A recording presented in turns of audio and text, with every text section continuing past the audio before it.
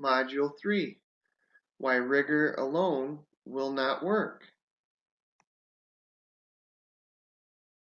Governance teams, secondary teachers, administrators, and even parents. Go over to multiplemetrics.org and check out all the free resources.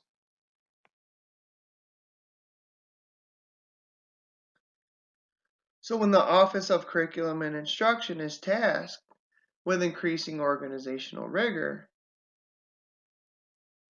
it pragmatically seems as though the Curriculum and Instruction Office brings more rigorous initiatives. There's nothing wrong with that.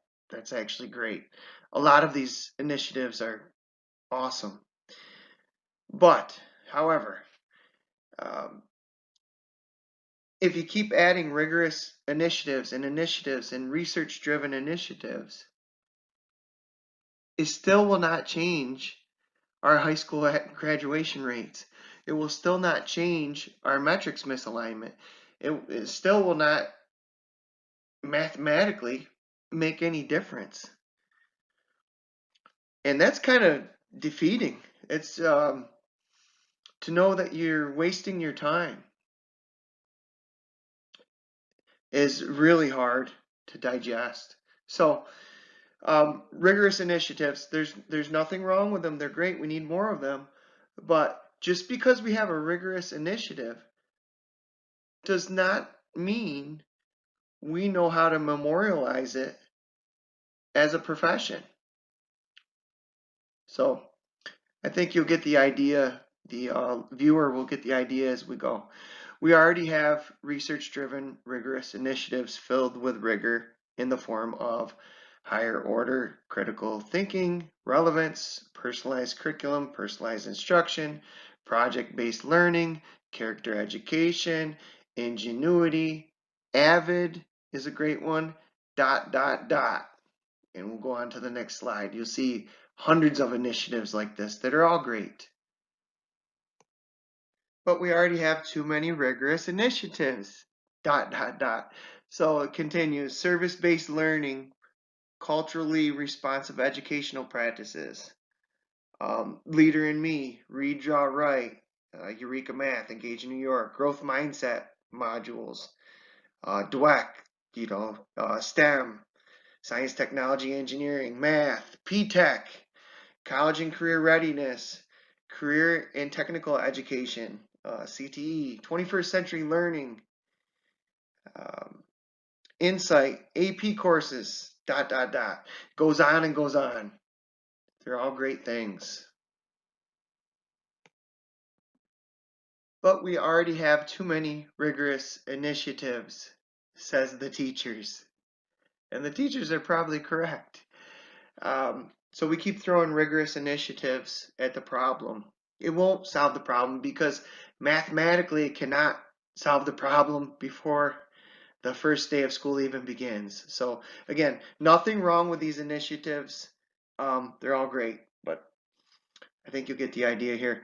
Student-centered learning, educational experts, consultants, Naviance.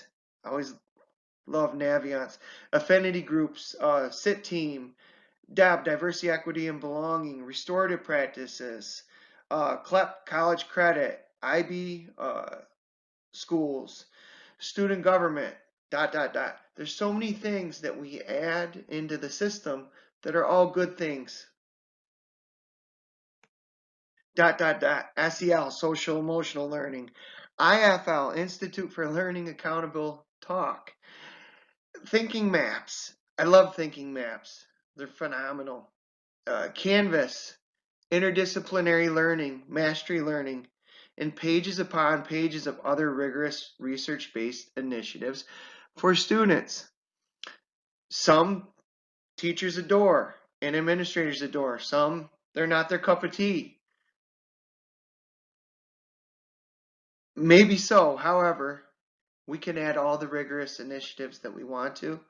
However, we'll see on the next slide why that will not mathematically make a difference unless we make some crucial and easy changes, simple changes. Keep on counting the apples. That's why it won't matter. Because no matter how many rigorous activities or initiatives that we add to teachers and administrators, already over full plates, and however much money we take out of the operational budget or our multi-year projections to put into rigorous initiatives, it won't change our organization situation.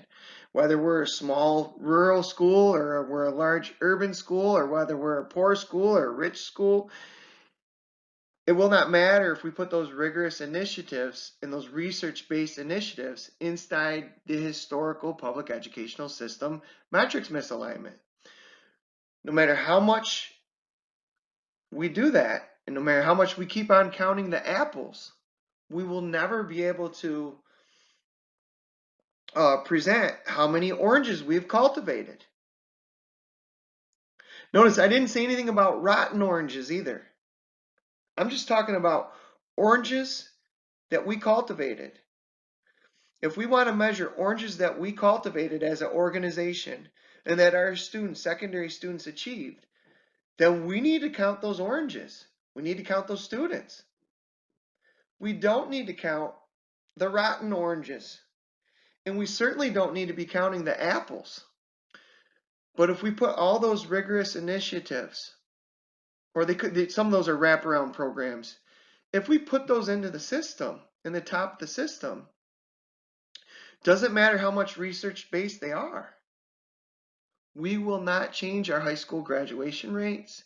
We will not change our secondary education report cards and how they memorialize effective teaching or how they memorialize personalized student achievement.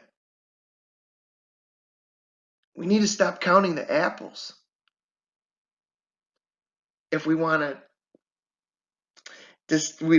to let the world know how many oranges we have. Okay, we should not even be counting the rotten oranges.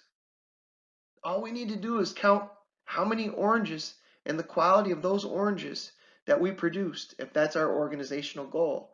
Now, obviously, we're not producing oranges or apples, but a lot of times we're talking apples and oranges. When I talk to people at the district level, they're inadvertently talking apples and oranges. And we can't do that. We got to decide what we're going to go for. And if you're a teacher, you can go into your classroom and you could do this. You don't need permission from anybody. If you're a tenured teacher in the United States of America, go start counting the oranges. If you're a board of trustees somewhere, go say, hey, I want to have a workshop about this.